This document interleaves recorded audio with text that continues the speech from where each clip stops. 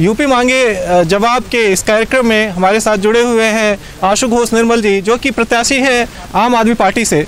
नमस्कार सर। नमस्कार सर। जैसे जैसे चुनाव बढ़ता जा रहा है, चुनाव का पारा बढ़ता जा रहा है, आपके साथ विवादों का भी सिलसिला बढ़ता जा रहा है, ठीक है। पहला प्रश्न मेरा यही है कि जब संघ प्रिय गौतम जी, जो कि आपके दादा लगेंगे, वो बीजेपी में थे, तो आप आम आदमी पार्टी में कैसे? देखिए, मैंने जब पार्टी ज्वाइन की थी तो मैंने बताया भी था कि बीजेपी से मैं बहुत वर्षों से जुड़ा रहा, मेरा परिवार भी बहुत सालों से बीजेपी से जुड़ा रहा। इसके बाद मुझे आम आदमी पार्टी में क्यों आना पड़ा?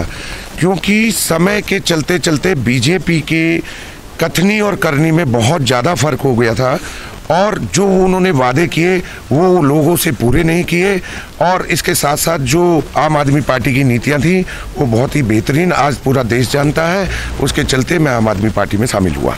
सर, दूसरा मेरा जो आपके साथ विवादों का अभी सिलसिला चल रहा है, जो जनता आप पे आरोप लगा रही है या विपक्ष आप पे आरोप लगा रही है कि आप जातिगत राजनीति कर रहे हैं, जाटों और मुस्लिमों पे ज़्यादा से ज़्यादा ध्यान दे रहे हैं, क्या कहेंगे इसके? ये बिल्कुल निराधार बातें हैं। देखिए, आम आदमी पार्टी एक ऐसी पार्टी है जो पूरे देश में सिर्फ इसलिए जानी जाती है कि ये जनता की पार्टी है, आम आदमी की पार्टी है। किसी जाति और धर्म से इसका कोई ताल्लुकात नहीं है।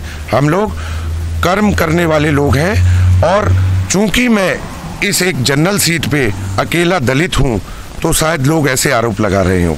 जी, जब मैं तीसरी बात आपसे रखूँगा तो मुझे ये समझ में आता है कि आपकी लोकप्रियता का ग्राफ जैसे बढ़ रहा है, जैसा पैरामीटर बढ़ रहा है, विपक्षी कह रहे हैं कि सारे प्री प्लान्ड आपने प्रायोजित कार्यक्रम कर रखे हैं, क्या कहेंगे इसके विषय में? देखिए, हमारी जो भी लोगों में चर्चा हो रही है या जो आज हमारा ग्राफ बढ़ रहा है, वो सिर्फ और सिर्फ हमारे किए गए कार्यों के, और हमने जो कहा करके दिखाया, उसी का ये बेस है। उसी वजह से हमारी आज लोकप्रियता बढ़ रही है, और लोग साथ ही साथ ये भी चाहते हैं कि कोई शिक्षित और ऐसा पढ़ा लिखा इंसान जो उनकी बात विधानसभा में उठा सके, ऐसे लोग को, ऐसे प्रत्याशी को वो आगे लाना चाहते हैं। ये उनका भरपूर सहयोग है, उनका प्यार है, इसका मैं सम्मान करता हूँ और उनका तहे दिल से धन्यवाद करता हूँ। चौथा जो विवाद है सर, फ्री बीज पे है। फ्री बीज पे आम आदमी पार्टी को भी विपक्ष घेर रही है, और ये कह रही है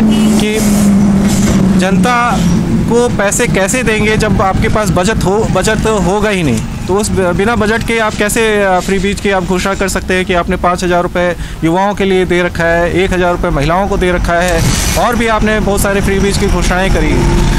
देखिए, यहीं पे ये पता चलता है कि नीति और नीयत का फर्क।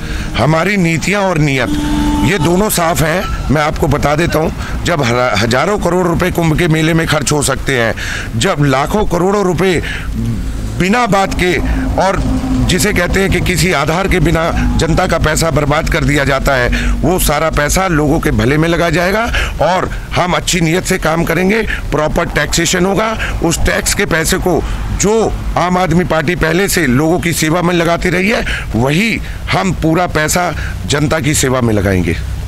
मैं एक राज की बात आपसे पूछूंगा, क्योंकि मैं जब अभी फील्ड में था, अभी लोगों से बात कर रहा था मैं, तो मुझे एक बात सुनने में आया कि युवा लोग आपको बहुत ज़्यादा पसंद करते हैं। क्या राज है इसके पीछे? आपने ऐसी क्या घुट्टी पिला दी युवाओं को? देखिए, जो युवा वर्ग है, ये हमारे देश की वो ताकत है।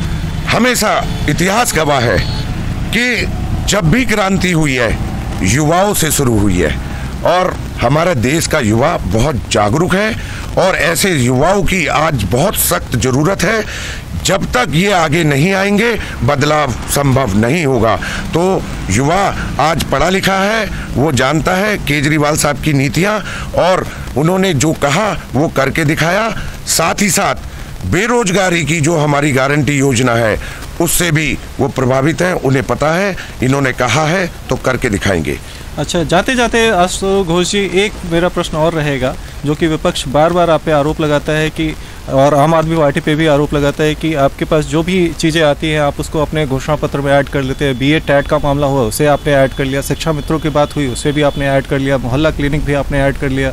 तो जो भी चीज़ें हो रही हैं क्या वो पूरी होंगी, कैसे होंगी उसको? देखिए, पहली बात तो आप लोग ये समझ लें कि आम आदमी पार्टी कभी घोषणा पत्र जारी नहीं करती, ये गारंटी पत्र जारी करती है और जो कहती है वो करके दिखाती है।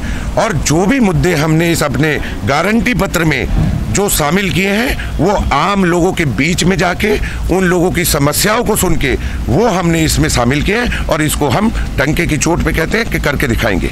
जी, जाते जाते क्या अपील करेंगे हमारे जो व्यूवर्स हैं उनसे? देखिए, मेरा सभी से निवेदन है कि एक तो मतदान अवश्य करें, अपनी इस वोट की ताकत को समझें। ये हमारे गणतंत्र ने, हमारे संविधान ने आप लोगों को ऐसा हक दिया है जिससे आप सत्ता ही नहीं बदल सकते बल्कि पूरी की पूरी ये आपकी ऐसी ताकत है कि आप पूरा बदलाव कर सकते हैं। अपने लिए, अपने बच्चों के भविष्य के लिए अपनी वोट अवश्य करें और उसको वोट दें जो आपके लिए, आपके बच्चों के लिए, आपके परिवार के लिए, देश के लिए अच्छे काम करें और जिनकी नीतियां अच्छी हों, किसी के बहकावे में ना जाएं और अपनी बुद्धि का इस्तेमाल करते हुए मेरा सबसे हाथ जोड़ के निवेदन है कि एक भरपूर और जिसे कहते हैं भारी बहुमत से अपनी आम आदमी पार्टी को जिताएं। ये आम जनता की पार्टी है, आपके सारे काम जो आपसे गारंटी पत्र में वादे किए गए हैं वो पूरा करेंगे। इसी के साथ मैं आप लोगों से कहता हूं, जय हिंद, जय भारत। अपने आप की पार्टी जिंदाबाद, आम आदमी पार्टी जिंदाबाद, निर्मल भैया जिंदाबाद। यहाँ आप देख रहे थे कि सर्दी का मौसम है, राजनीतिक पारा तो आप जान ही चुके हैं, बहुत चढ़ चुका है। आम आदमी पार्टी से हमारे साथ आशु घोष निर्मल जी ने बताया कि किस तरह से आम आदमी पार्टी की सरकार जो है सो लोगों को लाभान्वित करेगी। युवाओं में बहुत ही चर्चित चेहरा हो चुके हैं। देखते हैं 10 तारीख को युवा और जो यहाँ के मतदाता हैं वो अपना क्या मूड बनाते हैं, क्या रुख करते हैं। देखते रहिए जन मीडिया टीवी।